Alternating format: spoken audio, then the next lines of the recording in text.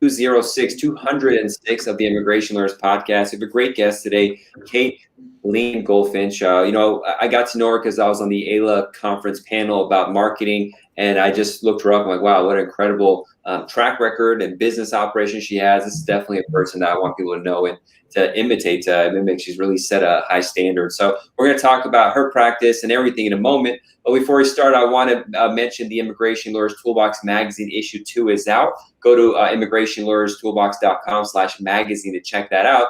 We'll also have issue number 3 popping out in a couple weeks from now. We're doing the final touches in the final articles in there. It's going to be a massive special edition about the O1A Extraordinary Ability Visa, 15 to 20 articles from top colleagues, really explain the process and teaching a lot. We already have a comment on a Facebook user says rockstar about Kate. Thank you so much. Unfortunately, the system here doesn't say whose name it is who's saying that, but feel free to list your name. But thank you so much. Kate is awesome. I couldn't believe how many Google reviews you have. That's like the standard I go by. Like, wow, this person's hardcore. She's got so many. But we'll talk about that. For the magazine, I also want to mention our top sponsor has been a sponsor on the podcast as well for so long now. DACAwise.com. They provide CRM, case management, form management, all this stuff. Go to www.dacawise.com/immigration-lawyers-podcast, and you could get an extra 10% off your annual plan using the code Immigration Lawyers Podcast. And, if you're interested in learning about this game, the marriage immigration game that I focus on for green cards, consular processing and admissibility, all this kind of stuff, I do have a in-depth course in office hours for that. Just email me at info@immigrationlawyerstoolbox.com. I'll send you more information about that. But having said all that, let's jump into it. Kate, thank you so much for coming on the show. Do people distinct say Katie a lot? Well, I go by Katie with my family, so it's fine. I'm happy with either Kate or Katie. Okay, well, I'll stick with what's written. So, Kate, thank you so much for coming on the show. Why don't you let people know about where you're at and how you then got into immigration law and practice, just law, your short bio, I guess. Okay, let's see. How do I do the short version? I'm from Austin, Texas. I was born and raised in Austin, and I studied Spanish all my life. My dad grew up in Costa Rica, and so because he was fluent, even though we didn't speak Spanish in the home, I really wanted to be able to speak the language. And when I went to law school, I knew I wanted to do social justice work. But honestly, I didn't know I wanted to do immigration. And I tried out a few internships, and nothing really felt like, the long-term career fit until I signed up for the immigration clinic, which was led at the time by Barbara Hines, who is still just a very dear friend and mentor for me. And she sent me to the Hutto Detention Center. This was in like 2006 or 2007. It was when the Hutto Detention Center had been open for families under the Bush administration. And I was supposed to do an intake with a family of asylum seekers. And it was a mom and a dad and their little baby. And they were all wearing prison uniforms, even the baby. And the mother asked me if I would take her baby out and take care of her until they could get out of this detention center. And it was like the moment my eyes were opened, because up until that point, I really believed in sort of the story of America as, a land of immigrants. And it's just, I grew up in a liberal household in a progressive city. And I just was frankly really naive about the plight of migrants, particularly in the United States. And I stayed in the clinic for the rest of law school and, worked with asylum seekers in detention after that through a fellowship. And then I went into private practice about 11 years ago, and I opened my firm in 2015. Wonderful. So yeah, we're about the same. Your private firm is right when I started practicing law. I graduated. Quick note, you said you were from Austin. How has been the changes? Because everyone's going to Austin allegedly. Like, what has you noticed on the ground? Oh my gosh, it's a different city in the landscape, like there's high rises everywhere and there's people everywhere and you can't just get into your favorite restaurant. But I'm not a complainer about it. I'm okay with the growth in the city. I think, affordable housing is really an issue for us. But the vibe of the city, the culture has not changed. I think it's because it's a college town. It's young. It's sort of, there's a collective agreement, I think, to a certain set of values in this town. And that hasn't changed. And that's frankly the reason I stay here, because particularly in today's sort of divisive world, it's really comforting to me to be in a place where I can sort of look around and assume that everybody is relatively on the same page as me. Yeah. Interesting. So, what was the process of going private? I know it's a scary thing to start your own firm. A lot of people are stuck. They want to do that, but it's so overwhelming. What was going on in your head then, and how did you get started? I was also very scared. I was not entrepreneurial minded. I was not raised by entrepreneurs, although my dad and stepmom are psychologists. I guess I say that my parents were entrepreneurs, but now I'm questioning that. My dad has a private practice, my dad and stepmom, and my mom is a musician. So my mom and stepdad have their own businesses doing music, but no one had like started and grown a business. That wasn't something that was in my, in my immediate family. And so it just felt really like outside of the box for me. And it felt very scary, to not just have this regular paycheck. But I lucked out in the sense that I was an associate at a firm with Cynthia Lee, who was Barbara Hines' law partner. And Cynthia and I had a very amicable decision to divide our practices and remain in the same office. So we were actually officing together for a few years after that. But essentially, Cynthia's generosity with me allowed me to launch a practice with my clients. It sort of worked out. And I started studying business principles really quickly after I launched the practice. And it came as a surprise to me that I thought that stuff was interesting. I never really thought of myself as a business person, but as I studied, marketing and sales and financial metrics and hiring and onboarding and like all the stuff that you have to know how to do well to run a healthy business, it was of interest to me. And so I've just applied the principles that I've learned. And, a law firm is like any other business. The truth is a law firm is a lot simpler than, I don't know, a bead store or something. It's like, we don't have goods, like our overhead can be quite low. And so if you just apply business principles to a law firm, you can be pretty successful if that's what you want to grow. It all starts with what you want. Like, what do you want in terms of your income and your lifestyle and your impact? And if you start there and then reverse engineer your business plan, then you can make it happen. So, how many people are in your firm right now? How many staff kind of situation do you have? Well, we have some offshore team members who, because we're virtual now, they feel very much integrated into the team. But counting everybody, we've passed 40 people on the firm. Wow. Is there other partners, or are you a sole managing partner?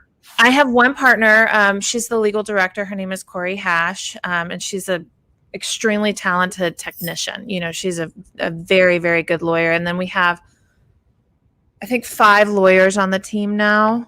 Wonderful. And then the rest are support staff. Yeah. Wonderful. So, and what kind of cases when you started, what kind of cases were you handling, 10 years ago? And what kind of cases are you handling now? Same, or did you switch it up? Pretty much the same with a couple of additions. I can't say specialized because I'm in Texas and I'm not board certified. Right. But in my heart is humanitarian immigration and asylum, because that's where I got my start. And same as Corey, my partner, she has done a lot of asylum work as well. And so we still do a lot of removal defense, humanitarian, like U's, T's, VAWAs, asylum. Of course, we do a lot of family-based immigration. And we recently, within the last year, added bankruptcy as a practice, which is way outside of the wheelhouse. And then our most recent attorney addition to the team, although she's a long practicing attorney, her name is Sonia Ansari, and she came to the firm with employment immigration experience. And so we have started offering employment immigration as well. Wonderful.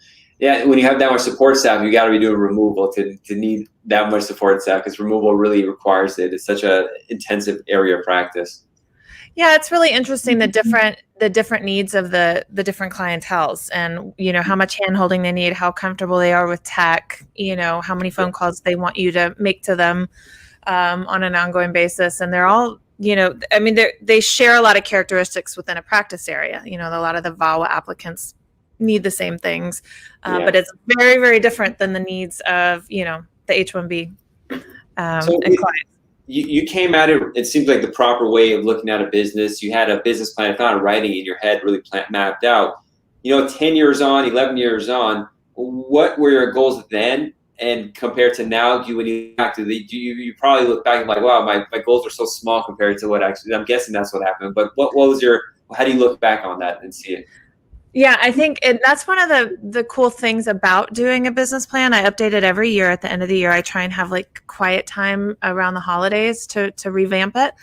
But it's a really great way to see how far you've come if you go and look back at your old business plans. And one of my mentors told me early on that like you can only dream so far from where you are, and you can't write the business plan today for the you 10 years from now. If you have a growth mindset, you just can't see that far. And so I look 3 years ahead. I mean, my business plan is for the next year. I feel like I can dream 3 years ahead, and then I have to completely overhaul my desires and expectations, from the moment. This could be a deep question to extent you're comfortable with, but what is the goal? Like where do you want to be in maybe 5-10 years personally? Do you want to have a big firm, a lot of lawyers? Do you what direction are you taking your life? Do you want to kind of settle in and do other kind of stuff? Or what's the direction at this point?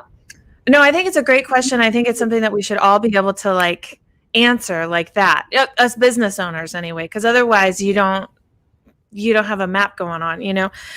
For me, revenue and size of the firm has never been my driving consideration. And in fact, it took me a few years to like justify or reconcile that with growing a business, because there were so many things that I learned that I rejected because I didn't care about money. So it was like, I didn't care about having a mansion. I didn't care about having a fancy car. So all these people that talked about growing a business for the purpose of achieving whatever, some fancy thing, they weren't my people, or we weren't aligned or whatever. So I would reject whatever they were teaching.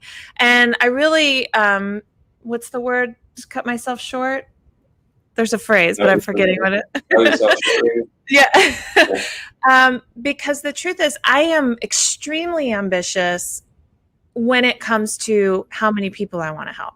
Like I have enormous goals in terms of how many families I want to help. And that's why I grow my business. And so, the revenue that comes with it, the growth of the firm, all that stuff that comes with it is secondary. But for me, for an example, my goal this year is to help 1,750 families. And for me, the driving motivator has always been families, like starting from that first family I saw in the detention center. And now, I've stayed connected to serving migrant families ever since. So I worked with families in detention for years, and then worked with separated families in 2018. And now I serve as board chair of Vecina, which has a project to reunite unaccompanied migrant kids with their relatives in the U.S. So it's just consistently been something that I personally in the firm has focused on. Like we have a mural on the front of the building of our office that's like a silhouette of a family in front of a sunrise. And it says Familias Sin Fronteras, which means families without borders. So it's like always about keeping families together, bringing families together, taking care of the children. That's always been the motivating factor. And so it's really easy for me to say, I want to help this many families this year. And then I can sort of extrapolate what that means in terms of how many cases I need to open and how many leads I need, how many people need to come to their consultation, and how many people need to hire. You can work out all those details once you start with where you want to be. And the why is so different for so many people. It's like, maybe it is, you want to be able to pay for your kids to go through college, or you want to be able to work 20 hours a week, or you want to be able to have 3 homes. Like you want to live in Tahoe and Taos and, whatever. Yeah. And the truth is, it doesn't matter as long as it's like real and authentically you, because otherwise all of the hurdles that we experience as entrepreneurs, which are inevitable, will stop you in your tracks if you don't have an authentic reason for pushing past all the barriers that you are naturally going to experience as an entrepreneur. If you don't have an authentic why, you're not going to get beyond the hurdles. That's my belief. That's true. So many people, and probably most people in the world, their idea of what the good life is, or what they want, is something that television or magazine told them, or the parents told them. And some of them reach that location where they want to be, and they realize it's empty, because it really wasn't what they're doing. So That's probably the most important thing. I spent my 20s, I realized this from seeing people constantly be unhappy with success, and just kind of digging in the layers to see why I'm doing something I'm doing. And it's a lot of work. It's a kind of hard work. It's like digging a dish like that has to be like 10 feet deep. It's like, it's not easy. There's sweat and tears that go into it. But once you find a figure out, it makes life much easier because the stuff you don't care about, and that just goes and you become hyper focused. One issue that pops up with cases that are humanitarian, especially at the border, is being able to fund the operation, because they're really time intensive kind of cases. A lot of paperwork, a lot of staff are required. How does that work with regard to payment, or are certain other cases subsidizing those particular cases so you could do what you want to do in those areas? No, they're profitable. Those cases are profitable for us, and we are pretty good about time tracking, although we're a flat fee firm, so not everybody bills, but we can get a pretty accurate sense of what it costs us to prepare a VAWA.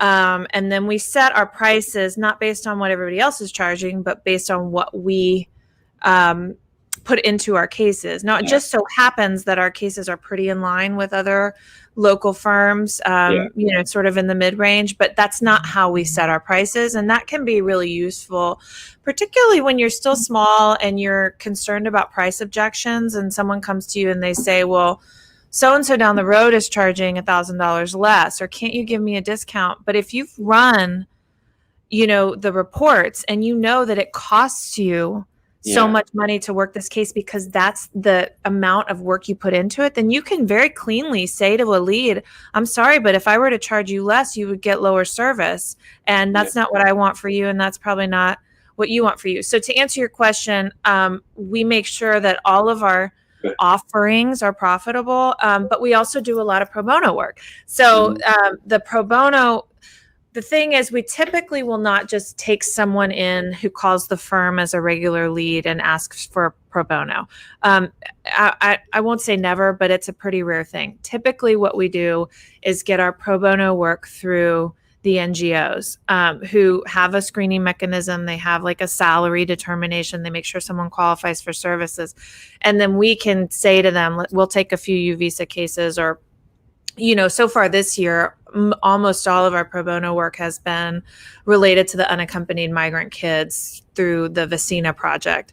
And we've had, I don't know the number of cases, but a significant amount of cases of those kids. And so that's how we do the service work. But the humanitarian work, we make sure that we're profiting. And of course, we have clients who are low income, but we offer them payment plans and we make it, flexible for them. That's how we make it accessible.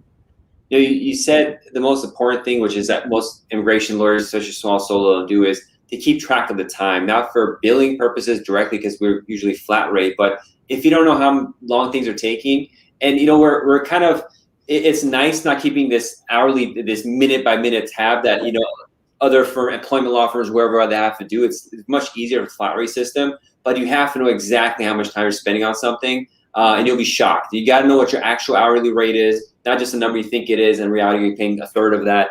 That's the number one thing I tell people from the start. Do it when you start practicing, so you're in the habit, because it's annoying keeping track of time. It's an obnoxious side thing you have to do, but it's going to make or break you. So many people think they're making a lot of money, but they're not, and it's because they're not keeping track of the time.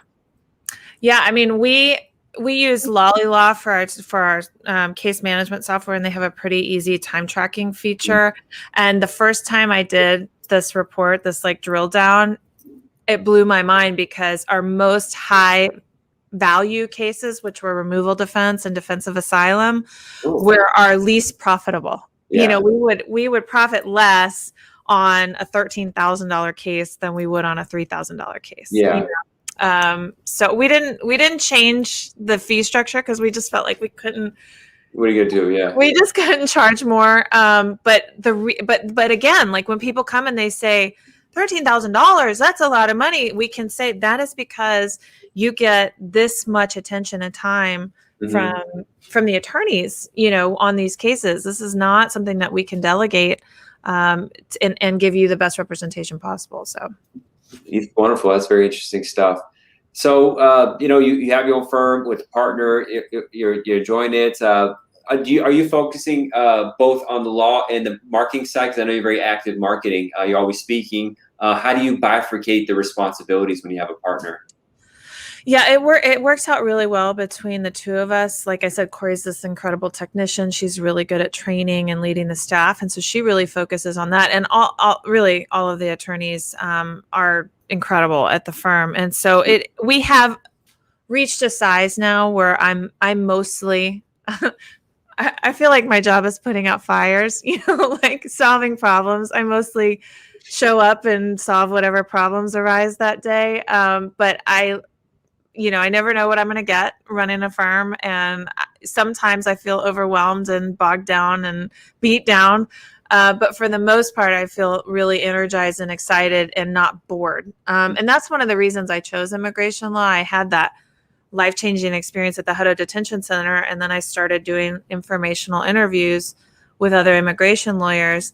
And it became really clear quickly to me that this is, as we all know, a very complex, ever-changing area of the law. And I was like, that's it. I'm going to do that because I'm never going to get bored. It's something I believe deeply in that I'll, spend my life fighting for. And it won't get rote. I won't get bored. And that certainly has proved true. It's a never-ending kind of excitement that comes with it. And so, what kind of work are you doing with AILA right now? Are you on any panel? You were on a panel, obviously, but are you doing any committees or anything with AILA? Yes, I serve as the pro bono liaison for the Texas, New Mexico, and Oklahoma chapter, and stay involved and active within the organization. Wonderful. So, Kate, thanks so much. I definitely wanted people to know your story and just kind of maybe follow you on your social media accounts to see what you're doing to develop your practice. I think you're doing awesome. You're probably one of the best at this. And you put a post recently. We're very humble, but I'm like, you're one of the bosses in this game. What are you talking about? You're one of the leaders right now. So I'm very happy to have met you, been on a panel with you. You're great inspiration for a lot of people in our field. Oh, thanks. I was really happy to have met you on that panel that we were on, and it really, I don't see myself as a leader in the field or anything like that. Like I said, every day I show up and put out fires and solve problems, and maybe have a bit of imposter syndrome. But one thing that I do know is that I care about this and why I'm doing it. And I'm not scared to just get out there and say my opinion. And so. Wonderful. If people want to reach out to you, what is the best email? If any social media stuff you want to plug to follow you, let us know. Sure. The easiest way for Spanish speakers to find me is just to do abogadakate.com, or you can just Google my name and it'll bring up the page. But we're on TikTok, which is, whole new world. Instagram, YouTube, and Facebook. And we do 2 radio shows a week in Spanish. And those get streamed online too. So it's not hard to find us. Well, stay on the line. I want to talk to you a little bit after the show, but thanks everyone for watching. It was a really cool interview to do. And check out the Immigration Lawyers Toolbox magazine at immigrationlawyerstoolbox.com/magazine. There's tons of information that's going to help you practice. All right. Bye, everyone. Have a good one. Bye, guys.